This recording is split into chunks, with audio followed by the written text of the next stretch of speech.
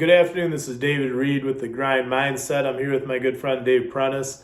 Uh, we're here to discuss a little bit about a project that we're going to put together to help people because, quite honestly, um, we both hate cancer. Number one, he's afflicted with it. Number two, I've lost a lot to it. So I'm a huge proponent for helping people, especially when it comes to this. And I think there's some things that Dave can relate to people and they can understand what we're trying to do here. So to give you a backdrop, about a year and a half ago, a little maybe more than that, David was afflicted with, he had a seizure, collapsed, went into the hospital, came out, found out he had a tumor, had it removed, everything was going good for a while, and then recurrence, and the second recurrence was glioblastoma multiforme. So I'm going to let Dave kind of explain to you guys. This guy's a hero in my eyes, and it's like people, there needs to be more people in this world like him. Very selfless. We've known each other since he's a young guy. He's now 30 years old, which is still a young guy, especially in this old man's book. So what I want to see is people can learn from Dave, and we're going to conquer his disease and help other people conquer their disease. So when it comes to this cancer, we both hate it with a passion. I'm going to have Dave tell you a little bit about his story so he can explain to you what happened to him on a personal level, and then we'll talk about some other things. So Dave, why don't you tell people how you found out about your initial problem with astrocytoma? Originally it wasn't too bad because we're going through and just after surgery, getting it out, took a couple of weeks and we started building up from there, and after a few months it was pretty much normal. The last little bit here since December, right around Christmas time, started feeling weird, and then got diagnosed on the 31st of the year, and hey, you got GPO now. So it's like, well, that's about the worst thing you can get. So I went to surgery again on the 3rd, and since then we've been through a lot of different things. Through the first 6 weeks of chemo and radiation. Now we're working on a whole different, just massive protocol here with 60 different things that we're working on right now to make people get out of this, because they only give you 3 options, the same for everybody. You've got radiation, chemo, and surgery, and none of them are very effective, and most people die. So it's like, all right, well, we need to look at some different options here. So they've been helping me for the last few weeks or months, and we've been granularly thinking different options, different ways to make people stronger, ways to help people get past this, and then doing it on a more scalable way that where we can help with other people instead of just me surviving, making thousands or hundreds of thousands or millions of people getting benefit out of this. So we've been working on that, and I think we're gonna do some impressive things for people that really need it. Yeah, I think to jump in, when I initially heard about Dave's diagnosis, and I mean it broke my heart because he's one of my good friends. But on top of it, I said, listen, this is my experience with oncology, and I go, I'm not blaming oncologists because I think that they have to follow a scope of practice, and so they're not allowed to even talk about different ancillary therapies because they can lose their medical license. So I said to Dave, I said, listen, surgery in the oncologic approach of chemo and radiation are going to be inadequate. I said, you have to look at this disease. It has a 5-year survival rate of 5%. That means 95 out of every 100 people that are afflicted with this disease will be gone in 5 years. I said, if I was to tell you that most people are gone in 12 to 15 months from diagnosis to death with this disease, and your odds of living 5 years are 95% against. And I was going to tell you, take all your life savings and take a bet like that in Vegas, would you do it? He's like, well, of course not. Well, nobody would, because it's a losing proposition on that side. So how do you tilt the odds in your favor? How do you do things? There's so much research out there that gets suppressed, and I'm not. Well, I will. I'll just come out and say I think Big Pharma has a big hand in that, because there's a lot of money to be made off of cancer and off of cancer therapies, and I think that they have a vested interest to suppress a lot of the natural ways of going about dealing with this disease. I'm not suggesting that there's some panacea out there that can fix cancer. Not at all. But if you ignore nutrition, if you ignore supplementation and herbal and adaptogenic therapies, all the way down to water, for gosh sake, then you're doing yourself a disservice. And it's like they're scared when they get diagnosed with this disease, and their first thing is to just follow the doctor's advice. And I'm telling you, I don't think it's adequate. I mean, what are your thoughts from your experience? Because I'm not even the oncologist. This man has been, and he's taught to every major cancer center in the world, from what I understand, pretty much.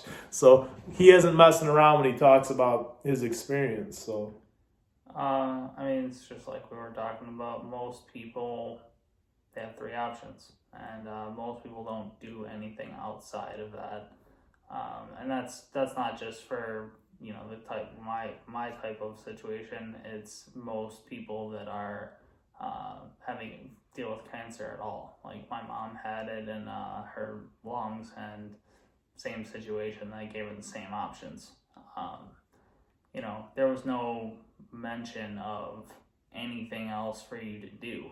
And I'm sitting here like, so you're telling me like my diet doesn't matter? And I was like, nope. What about what you do for just being stronger and healthy? Nope. It doesn't. None of it matters according to them. And that just didn't make sense to me, just right out of the gate. So, looking at that and thinking, okay, what are these people looking at? I'm fortunate that I know good people like Dave that can guide through it for me and navigate this whole situation a lot easier. But most people don't, so they just go in and they die from this. So now we're looking at, how many different options out there that, say 2% gives you a better odds. Well, let's go find 50 things then that are 2% each, and we'll find a way to bring this over. One way or another, you'll find something eventually that is working. So kind of, he keeps saying it, and he's right, is no stone left turned. And it's the only way you can go about it. Otherwise, you're just gonna die. And to me, that's an unacceptable answer. Got a lot of things to do, and so does everybody, particularly people that have kids or big goals in their life or whatever it is.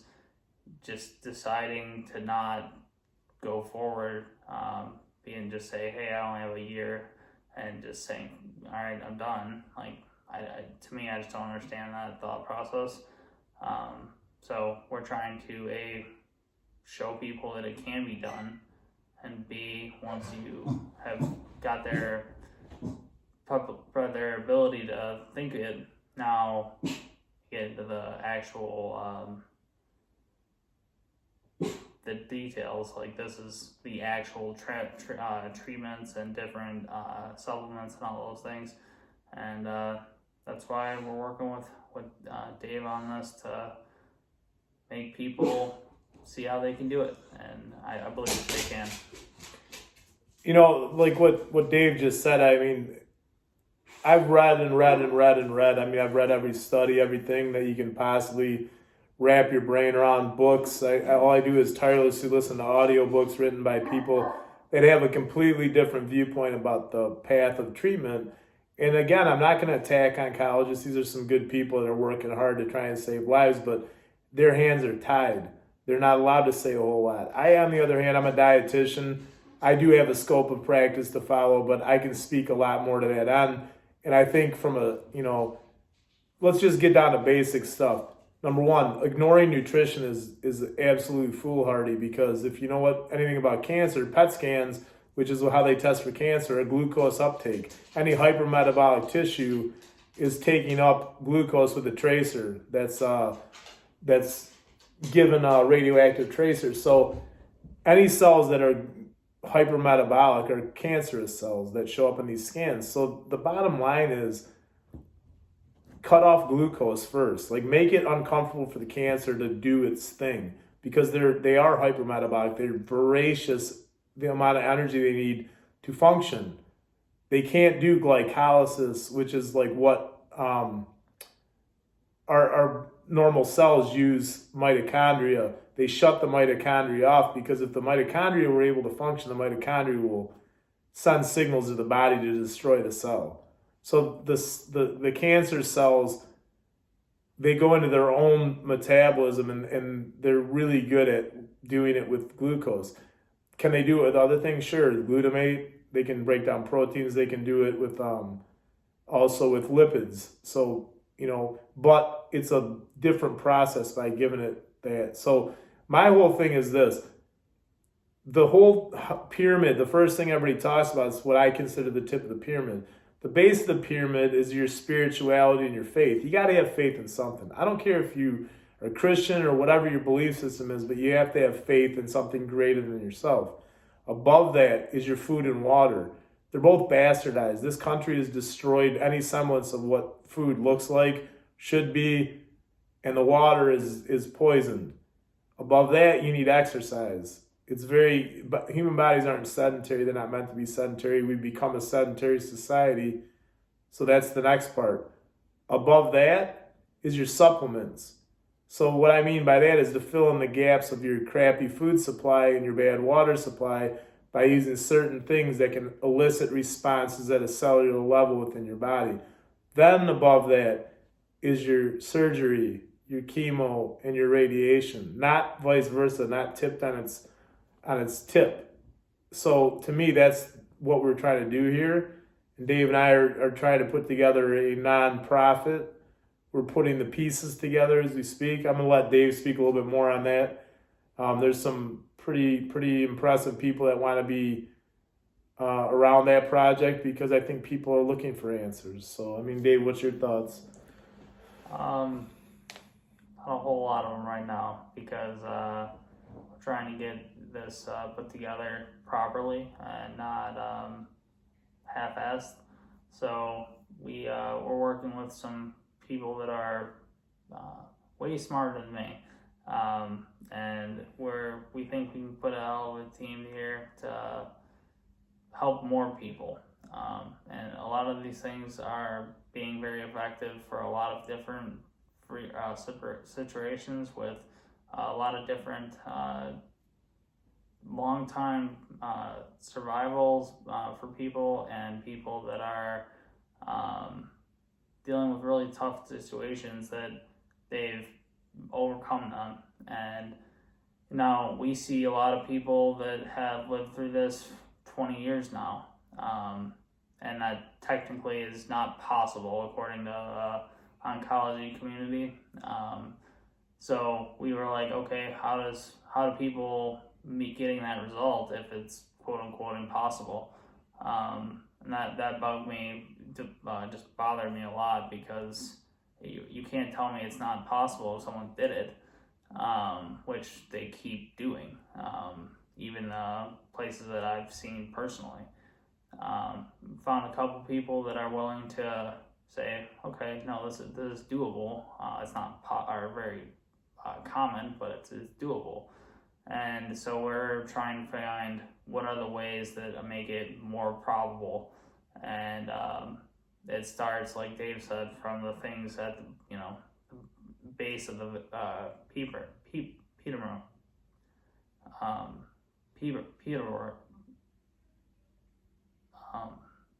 Pyramid. Thank you. A little struggling with my speech a little bit, but we're working on with that, and then by putting together all these different treatments they're not normal. They're not the they're not the standard of care here. But it doesn't mean it's not effective. And we've found a lot of people that have been very effective on it. And as far as I'm concerned, if it works, that's all that really matters. So not the smartest in the world, but if you look at something and you're like, hey, this worked, then that's all I need to know. And look, that kind of concept for business, for myself, for my family, for my everything that I do. So this was no different for me. And so now we're in the concept phase of how to scale this thing to make it more effective and make it more available to just more people. If I can do it, then so can other people. And again, it might not be everyone, but if you're able to help, even one person, then that was worth it. But I think we're going to help a lot more. No, I agree. And listen, the thing about Dave that he's 30 years old, but this guy's done more in his lifetime on a business standpoint. I've known him since he's a teenager, and I remember him, he just always had a lot of drive and a lot of, he was very inquisitive about training and different things, and he'd ask me questions because I've been doing that end of it for so long. And I was like, man, I was fascinated by the fact that at a young age, he was doing stuff to save homes when the mortgage in '08, when the mortgage industry tipped upside down, saved his parents' house, started working with banks, and became involved in business based on that education that he taught himself. And it's like, not very many people get out of their little comfort zone. Most people go to school. He hated school. He's kind of like me in that way. Like, I didn't care for formal academics until I got to college, and I got a little bit more I guess autonomy in what I wanted to study and learn. But not saying that there's anything wrong with that, but I mean, for lack of a better word, he's been very unique in his approach to life, and I think it's served him well. And I think his unique thinking will also serve him well in this battle with GBM, because I told him in the get-go, I said, man, you got the Mike Tyson of cancer. I go, this guy's a badass. But it's not unbeatable. And I said, you got to turn every stone. No stone unturned. That's the philosophy. And why? Because if somebody told you 10 weeks from now you're going to go fight Mike Tyson, what are you going to do? Are you going to just train half-ass, or are you going to go all out because it's Mike Tyson that's going to be on the other side of that ring 10 weeks from now? I propose that most people would be trying to get in the best shape of their life because it's going to be a rough go. We knew that going into it. If you were going to be like everybody else and be pragmatic, you'd be like, well, this is just insurmountable, so why? You know what? Somebody climbed Mount Everest when it was supposed to be impossible. Somebody ran a sub 4 minute mile when somebody said it was impossible. Because it's not possible until somebody does it. Then it becomes possible. Even probable. And I think that that's where we're at. And I think with this therapy, the no stone unturned philosophy that we're going to put together for people, it's profound. You have no idea how much thought process has gone into this, and there's an explanation for every little element that's in that process. And I'll be damned if I'm not going to sit here and give him 100% of myself till we beat this thing. That's it. There's no other option. And you know what? We want more people like you guys that are afflicted with this problem to come to us so we can help you help yourself to get better. I'm not saying that oncology doesn't have a part in this. We're going to use that because that's a big part of this. But there's so many other things on the outside that people aren't thinking about, that they probably don't know about and wouldn't be able to figure out without tireless research. And so we want to bring that into one area and scale it and make it cost effective and affordable for people so that they can do the same thing and repeat the process, have the success and beat the disease. Any closing thoughts? pretty much nailed it to me. I mean, bottom line is making it accessible to other people. You know, most people don't know. Most people don't have resources for it. Most people don't even have the anyone even to get, hey, this is an option. This is an option. Like, they don't give you options. You just blindly just go forward, and this is what you're supposed to do. And to me, that's just not a good enough answer. And they have so many different things that you could do. And so we were looking for a way to make it something more people could have the knowledge available to them, that they could have the supplements, the drugs, everything that they need to have their best chance at beating this thing. You know, having it all in one place for somebody that doesn't know where all this stuff comes from and how it works and all of that, which most people don't, where we don't learn this for years and years and years like a doctor does. And you have to figure it all out in a couple of days or months, because you're diagnosed, what do you do now? And so you're overwhelmed. And so, you know, people like Dave that are going through and figuring out how to make these people able to do that in a short period of time, and without making it so too costly or anything like that, where they're just not able to get themselves healthy. You know, that's the goal, is to prevent that. And I think it's going to be not only possible but probable, and I think in a very short time it will be something that becomes more of just something that more people do constantly. You're never going to get everybody, because there's always going to be the naysayer and all that stuff, but you know, if 1% of people decide to do a smarter way of doing things, you know, there's 100,000 people like that every year just in this country. That would be 1,000 people, and that would be an impressive result. And you go forward and you see, okay, well, now more people are going to see that it worked, and when you see results, people start to believe more, and that's where I think we should go for them. Well, I agree with Dave 100%. I'm like, I sat and watched my parents. I felt a little bit impotent in that fight on both parts, both my mom and dad. My dad a long time ago, 1998, my mom in 15. And I vowed to myself, as much as I hate this disease, I'm not just going to sit around and watch it unfold on people. You know, unfortunately and fortunately, it's Dave Prentice. Dave Prentice is a beast when it comes to getting things done, and he's very open-minded, and it's like, you know, we would bounce different ideas off each other. He'd be looking, I'd get a text at, 11:30, 12 o'clock at night, he'd find something. So he was combing through things, and I'd find something. Then we'd be on these forums where people with glioblastoma multiforme, they talk about their experiences, and then, you see the sad stories where people, my brother went, to heaven today, different things, and every time I see one of those, it's like a tug on my heart. I don't like sitting watching it. It's like, I've always championed the underdog. Like, I could care less about the prima donna front runner guys. I always want to see the underdog win, and you know what? In this battle, it's David and Goliath, and David over here is going to knock the shit out of Goliath. He's going to take down the big bad GBM, because he's got the will to do it, and you have to wrap your mind around, number one, you can't take the path already traveled, because guess what's going to happen? Where you see 95 out of 100 of them people go right to the grave, you're going to be lucky if you're the 5, right?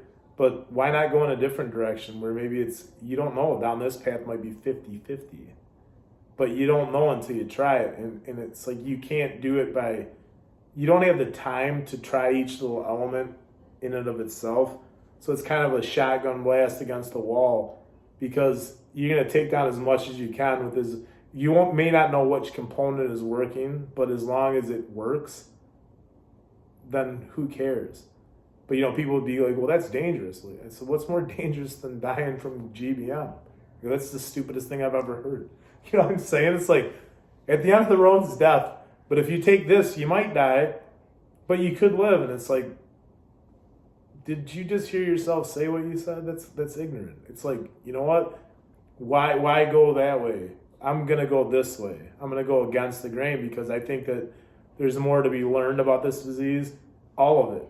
And I think people take cancer the wrong way. Everybody wants to talk about the genetic side of cancer. Nobody's talking about the metabolic side. We're attacking the metabolism. That's what this whole process is about. I also think that the people that they go in that mindset, you're already dead.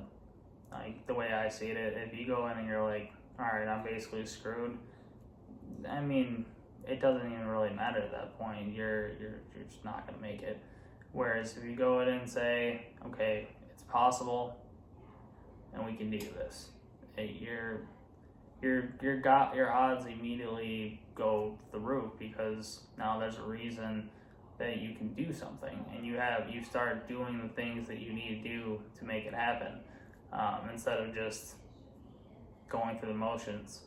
And it's like that for anything in life, but when it's literally a life or death situation, you're like, okay, how are you gonna approach that? And there's only one choice, in my opinion, and there's really only two options total. It's you're either gonna say, okay, I'm gonna die and let it go, or I'm gonna go all out. And I think if more people just approached it with that, they wouldn't. You'd have a better survival rate just based on that alone, and then on top of it, going in, being intelligent with here are your solutions. These are different potential options to get better through this. Then you just keep going, and now you have reasonable opportunities at this point where you can really go do something. So I think that's gonna catch on more and more when you start seeing people that are just doing it. A year from now, when you see me still going and getting better, then you'll already have seen, well, here was the baseline that they said was you're dead, and now we're doing better, and this is how other people are doing it as well. And you create your own statistics at that point. And that's the only way that you can make it work. No, I like that. Hey, listen, in closing, I'm gonna get more out of this, where I'm gonna allow people kind of share the news and spread like things as we go, because we're still in the formative stages here. We have some people in place that we're trying to pull this all together, but I just think there's nothing more prolific in life than to do something selfless to help a lot of other people. And Dave, I'm locked arm in arm with him. I told him that's why I did this 40-day challenge, and why I talked about fasting and things like that, because it's like if you're gonna it's not fun to go through this therapy, and he's gone through a lot of hell already. It's nice to see him. Like, I came to visit him today. Actually gonna be doing part of our medical, the treatment. I came to grab some stuff so we can get some things into place, medicine wise. But the bottom line is, we're gonna push this thing forward. We're gonna make it happen, and I want anybody who's scared or thinks they don't have any other options, no matter what type of cancer you have. Obviously, we've put together some things for GBM, but that doesn't mean that it can't help other people in other ways, because I think cancer is very similar. It's more similar than it is different. It just depends on what area of your body that it goes after. And I think that there needs to be more done. I just don't think it's adequate enough. And I want to be an agent of change. And I think that's the same with Dave. We want to make an impact in people's lives and change the trajectory of your future. Why give up? Don't ever give up, man. If you can survive for 20 days without food, cancer is no big deal. I would be able to do that. So, so you're like, all right, I'd rather eat. So to me, is what he's trying to say. I think is that you can do anything and anything is possible.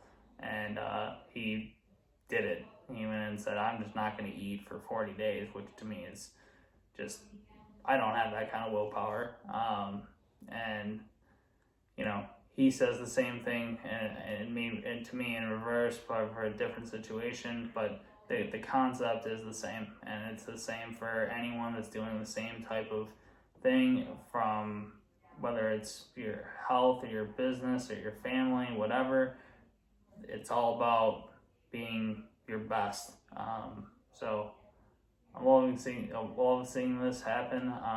Seems like a lot of people are getting something out of it, which is good, and excited to watch the whole journey. Yeah. Hey, listen, guys. Like, it's gonna unfold. I'll keep videos updated on the grind mindset, so you can check it out at www.grindmindset.com. I have people that joined the 40-day grind challenge, which was on my Facebook page.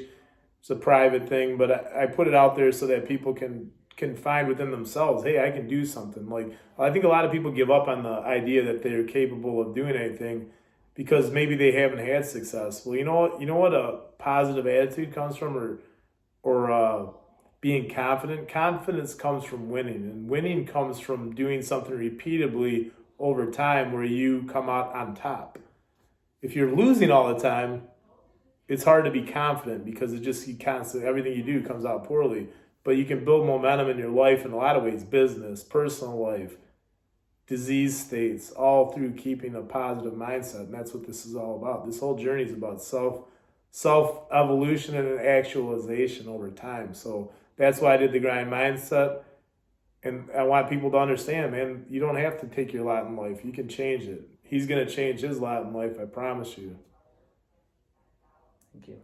Yep. Love this guy. We're going to do it. I promise you. Anybody that wants any help, please reach out to me. You know where to find me. You guys have a great day. Grind. Remember, when it gets tough, you got to grind. That's it. Period.